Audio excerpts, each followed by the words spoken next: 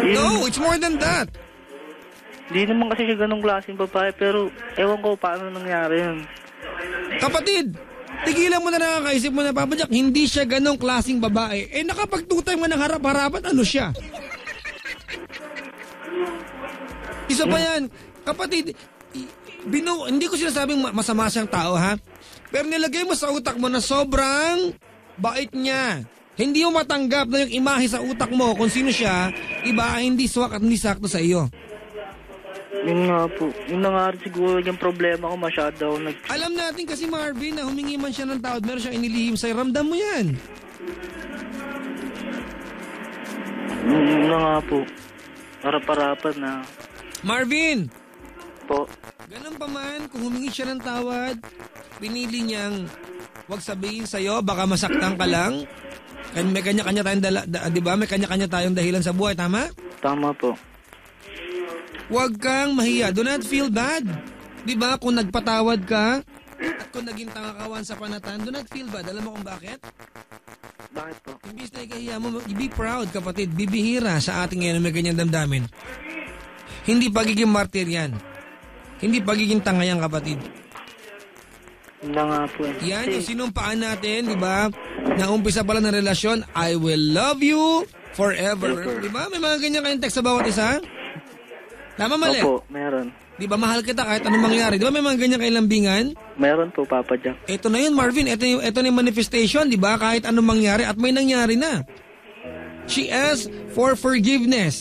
Kahit na hindi buo ang paghingi ng tawad, kahit may inilihim, di ba? Siguro may underlying message yung paghingi niya ng tawad.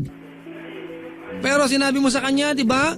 Pinatawad mo siya. As a matter of fact, tumagal kayo ng 2 taon pagkatapos nun, tama? 1 taon na, Papa Jack. Ano na? Sorry. Akala ko ba nung di ba? 2 taon kami nung nangyari yun. Ilang taon na ba kayo ngayon? 3. Akala ko 4. Mag-4 pa lang. Mag-4. O, tama. Magda-2 taon na pagkatapos nun, tama? Apo. May pilit lang yung 2, eh. No? Move on, kapatid. I am proud of you. Sana po magawa ko. Yan talaga. Kung hindi mo kayang gawin, makipag-break ka ngayong gabi. Yun ang lalong hindi ko kayang gawin. Ayun naman pala eh. Pumili ka sa 2. Makipaghiwalay o ano?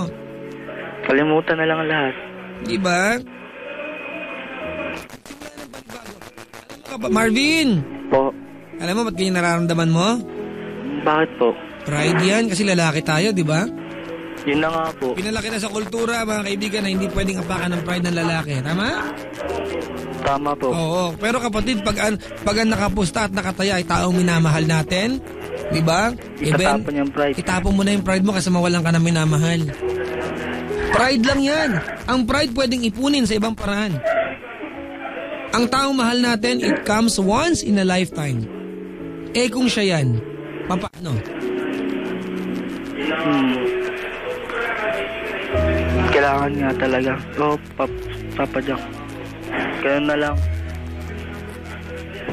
Alam mo kapatid, yung pagkakamali na gawa niya, kahit sabihin natin na yaka, niloko ka niya, kasama yon sa mga bagay na pwedeng mangyari para ma-realize niya kung ano ang halaga ni Marvin sa buhay niya. Kasama yung mga pagkakamaling yan para maramdaman niya na sa mundong ito walang kaya magmahal sa kanya gaya ng ginagawa mo. Sana You have to be proud sa ginagawa mo, ha? Sana po alam niya yun. Alam mo Marvin, alam ko na mahaba ang 4 na taon. Kung hindi man niya malaman, hindi pa niya alam na ganyan kang klase ng tao, I know time will come, she will realize and she will not let go of you. Pwede mo bang takpan yung telepono, kapatid? Kasi maingay, oo. Okay na po, Papa Jack. Alright. Kung nakaantabay siya, anong gusto mong sabihin sa kanya? Dapat tawad na kita. Anong tawagan nyo? Ni. Ha? Ni. Sabihin mo sa kanya ngayon, let her know exactly how you feel. You have all the chance in the world. Go ahead. Ni. Pinapatawad na kita. Kahit ano pa yung nagawa mo, kahit na nasaktan ako, tanggap ko yun. Kasi mahal na mahal kita. Kaya ko sakripisyo lahat. Pride ko, suko ko, tapong ko. bibigay ko lang sa'yo ng lahat ng pagmamahal. At papatunayan ko sa'yo na ako na ang para sa'yo. At sana ikaw ang para sa akin. Mahal na mahal kita. And day by day we've grown a little Salamat. closer. Naiiyak ako, Papa Jack. Umiyak ka, walang masama. A friend when things go wrong. Sige na, sabihin mo sa kanya exactly kung ano nararamdaman mo sa kanya. These words to let you know. Anong bahagi ng buhay mo ang ginagampanan niya? Kasi siya yung nagpapasaya sa akin. Parang siya na lahat. Sa maraming bagay sa bahay, sa labas, parang iniitsapwera ako. Pero may pagdating sa kanya, parang tingin niya sa akin kakaiba, iba sa lahat ng lalaki. Kahit hindi gwapo, lagi niya ako sinasabihan na maganda, maayos niyo kung manamit, maganda, gwapo rin. Parang parati niya pinapalakas loob ko. Tingin ko siya na lang nakakagawa nun. Kaya sana wag na mangyari ulit yung nangyari. At kami na. Saan, Papa Jack, naiiyak ako eh. Hello, Papa Jack. Love's grown deep, deep into the heart of me. You become a part of me. Let us plant the seed, watch it grow. Love's grown deep, deep into the heart of me. You become a part of me. Marvin! Po, Ang buong katotohanan tapos na yung pinakamahirap na part. Nalagpasan mo na, ngayon ka pa susuko? Diba? Kapatawad mo na, rumaos na ang 2 taon. Hindi na ito bagay, diba, na ngayon ka pa sumuko. Intindihan mo ko? opo, Papa Jack. Mahal mo siya, tama? Mahal na mahal. Yun naman pala eh. Kahit iwanan mo siya, Marvin, magmahal ka ng iba, pwede kang masaktan sa parehong diba? Sa parehong pagkakataon, sa parehong pamamaraan, tama? Tama po. To, bakit mo pahayan? Ibang manakit sa'yo, hindi na lang siya. Alam ko, marami ngayon, di ba, na parang iwanan mo na. Marami nag-text sa akin, di ba? She does not deserve you, blah, blah, blah, blah, blah, blah.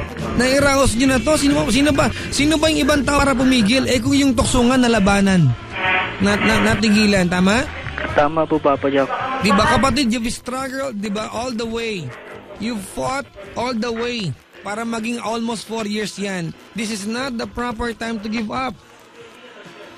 Lalaban para. Tapos na yung bagyo, kapatid. It's harvest season.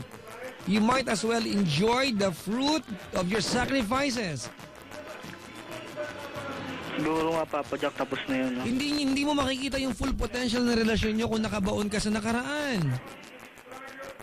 Hindi mo makikita kung gaano posibleng masaya yung relasyon, di ba? Kung gaano posibleng maging napakasaya ng relasyon ninyong dalawa kung hindi mo kakalimutan yung pangit na ano. Pangit na pangyayari. Tama. Kung meron siyang nagawang mali, kapatid, huwag mo kakalimutan, more than the mistakes na nagawa niya, meron siyang nagawang tama. At kakabanggit mo lang. Kakabanggit mo lang, di ba? Ang dami niyang ginagawa. She added color to your life, tama? Tama po. What's the point of losing the person that gives meaning sa buhay natin? Walang point. Siguro nga po marami rin siya na-sacrifice, kaya kailangan ko rin mag-sacrifice. Marvin, kung siya ang kahulugan, di ba? At kung siya ang embodiment, di ba, ng tao magpapakita sa'yo. Di ba, ng totoong kahulugan at kulay ng pag-ibig. That love, mga kaibigan, includes sacrifice, acceptance, and most of all, love is never self-serving. Alright? Okay po. Kung siya yung taong yan, willing ka bang mawala siya? Hindi po. Love her, di ba? As if it's the last day of loving her. Iparamdam mong siya ang pinakamagandang babae sa buhay mo, sa mundong ito, para hindi niya hanapin sa iba. Opo, Papa Jack. Yun nga po siguro dapat kong gawin. I am very, very proud of you, Marvin. Salamat po, Papa Jack. Bibihira na lang tayo. Nakisali. Darcy Royo, tinamaan ka ba?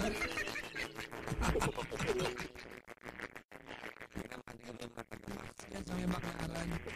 Hello daw, sabi ng inyong bossing na si Marvin. Po, Papa Jack. May dumang motor, humiwas ka, baka mahagip ka, kausap kita. Meron dito, nag-text, ang tanga nung girl, minsan na lang makatagpo ng ganyang lalaki, sarap pektusan 10 times. Nagkakamali po tayong lahat. Nagkakamali tayong lahat. Hindi naman siya siguro tanga. Yung mga nagawa lang niya talaga siguro. Nakalingat lang. Nagawa niya lang. Huwag natin i-justify, nakagawa siya ng pagkakamali, period. Ang mahalaga, na andyan si Marvin para patawarin siya, di ba? Opo, Papa Jack. Teach her to be a good person, okay? Opo. Maraming salamat sa pagtawag, Marvin. Maraming salamat din, Papa Jack. Mga kaibigan, si Marvin po ng Quezon City, medyo maingay yung lugar pero very meaningful, ha?